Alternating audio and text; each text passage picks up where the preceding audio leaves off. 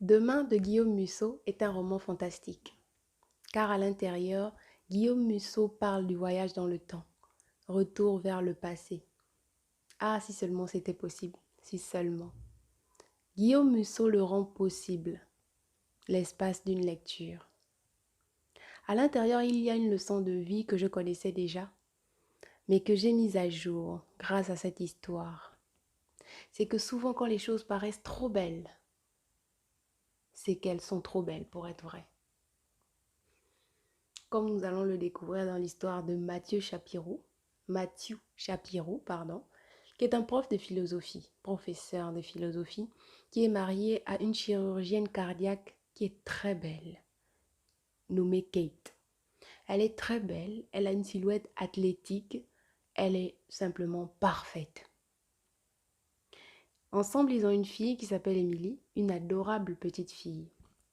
Ils vivent la vie de rêve, tout simplement. À tel point que Mathieu a du mal à réaliser sa chance, la chance qu'il a d'être marié à une femme aussi parfaite. Mais derrière, il se cache une sombre histoire, une très sombre histoire, que nous allons découvrir. Le soir de Noël, le 24 décembre, on a un Mathieu Chapirou qui prépare des petits plats, tous les petits plats favoris de sa femme, afin qu'il passe un réveillon de Noël de rêve. Celle-ci, à l'hôpital dans lequel elle travaille, s'apprête à rejoindre le domicile conjugal, son foyer. Mais elle se trouve au téléphone avec un inconnu à parler de quelque chose d'important. Auparavant, elle parle d'abord avec son mari. Elle lui dit qu'elle rentre bientôt et qu'elle a hâte de se retrouver à la maison. Plus tard, sa voiture est heurtée par un camion qui passait par là et elle décède sur le champ. Drame, tragédie dans la vie de Mathieu Chapirou, qui ne s'en remet pas. Il est effondré, il est triste. Comment une telle chose a pu lui arriver alors qu'il vivait le rêve, l'amour parfait. Il ne s'en remet pas, mais comme il faut vivre, il tâche de vivre malgré tout et de maintenir la tête hors de l'eau pour sa petite fille.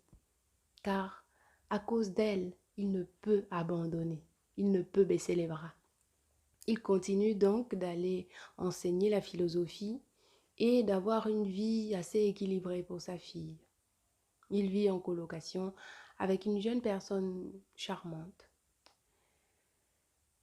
Et un jour, dans une braderie, il décide d'acheter un ordinateur portable d'occasion. Il se dit que ça paraît être une bonne affaire et en plus il lui faut un nouvel ordinateur. Pourquoi pas se l'offrir? Il l'achète et en fouillant à l'intérieur de l'ordinateur, il découvre qu'il y a quelques photos de l'ancienne propriétaire. Il découvre que l'ancienne propriétaire s'appelle Emma Lovenstein et qu'elle travaille comme sommelière dans un restaurant appelé l'Imperator. Elle est spécialiste de vin. Il prend contact avec elle pour lui dire qu'il aimerait bien lui renvoyer ses photos car elles se trouvent dans l'ordinateur dont il vient de faire l'acquisition. C'est ainsi qu'ils prennent contact. Cependant, elle lui dit quelque chose qui aurait dû lui mettre la puce à l'oreille, mais comme l'histoire paraît tellement grotesque, il n'y croit pas. Elle lui dit simplement qu'elle n'a pas pu vendre son ordinateur pour la simple et bonne raison qu'elle l'utilise au moment même où ils sont en train de parler. Elle n'a pas pu le vendre. Elle n'y pense même pas à le vendre ou à s'en défaire. C'est devenu comme un doudou pour elle. Chose curieuse, mais Mathieu Chapirou ne relève pas et laisse courir l'affaire. Ils se plaisent tellement par messagerie qu'ils décident de se rencontrer. Gros problème. Gros problème. Ils ne réussissent jamais à se rencontrer, vraiment. Emma attend Mathieu et Mathieu en fait de même. Ils sont pourtant dans le même restaurant, le numéro 5, mais ils ne se rencontrent jamais. Plus tard, Mathieu se rend compte que Emma Lovenstein et lui ne vivent pas à la même époque, mais plutôt à 1 an d'écart. Emma dans le passé et lui dans le futur. Chose curieuse. À partir de ce moment, Mathieu décide d'aller voir le vendeur de l'ordinateur, celui qui lui a revendu l'ordinateur. Il se trouve que c'est le frère d'Emma. À partir de ce moment, il lui pose la question de savoir pourquoi est-ce qu'il a dû vendre cet ordinateur. Et le frère révèle que c'est parce que sa sœur s'est donné la mort. Coup de choc pour Mathieu, qui en ce moment même réussit à correspondre avec une morte par l'intermédiaire d'un ordinateur, de son ordinateur, qui est le seul lien entre deux.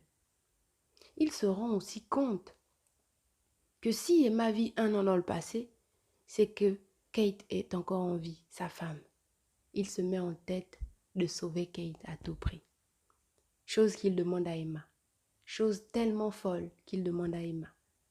Mais Emma, dans sa grande bonté, accepte. Entre-temps, elle fait des investigations et voit la famille Chapirou heureuse, comblée. Une vraie famille digne d'un magazine de mode, un magazine People. Elle en vient à les envier, à envier leur bonheur. Et elle en vient même à décider de ne pas sauver Kate, de sorte qu'elle puisse lui ravir sa vie, tellement elle la trouve parfaite. Mais par la suite, elle est rattrapée par son âme altruiste et décide de l'aider. Chemin faisant, elle se rend compte que Kate n'est pas si parfaite qu'il n'y paraît, et elle finit par découvrir une réalité sombre. En réalité, en vérité, Kate n'est là pour la simple et bonne raison qu'elle souhaite avoir le cœur de Mathieu Chapirou pour l'implanter, ou pour le transplanter, dans la cage thoracique d'un être cher à elle. Et c'est la seule raison pour laquelle elle s'est mariée à Mathieu et pour laquelle elle vit avec lui. Quand les choses paraissent trop belles pour être vraies, c'est qu'elles sont trop belles pour être vraies. Et c'est ainsi que Emma se met alors en tête de sauver Mathieu de cette histoire, mais en faisant d'abord en sorte que Mathieu se rende compte de qui il a vraiment à ses côtés, comme femme, comme épouse. Chose faite, car Emma déjoue dans un premier temps le projet de Kate qui était celui de faire assassiner Matthew par un professionnel qui était censé lui fracasser le crâne sur une voie publique. Emma fait déjouer ce plan et Kate décide dans un dernier recours d'y aller elle-même, de pointer elle-même l'arme sur son mari et de commettre le forfait. À ce moment-là, Emma arrive dans la pénombre. Elle assassine Kate et disparaît du jour au lendemain. Matthew n'a pas eu le temps de bien voir qui avait assassiné sa femme. Cependant, il sait que la personne qui l'a fait pour lui sauver la vie. Car si cette personne n'avait pas été là, elle non plus n'aurait pas été. Lui non plus, Matthew, n'aurait plus été de ce monde.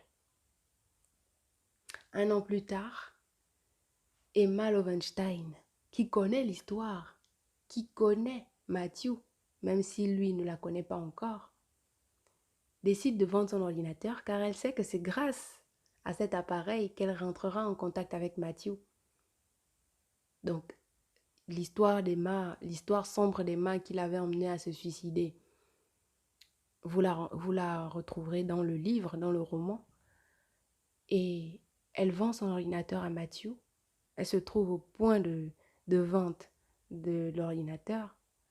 Elle le lui vend. Ils reprennent contact. Et c'est ainsi que l'histoire peut continuer.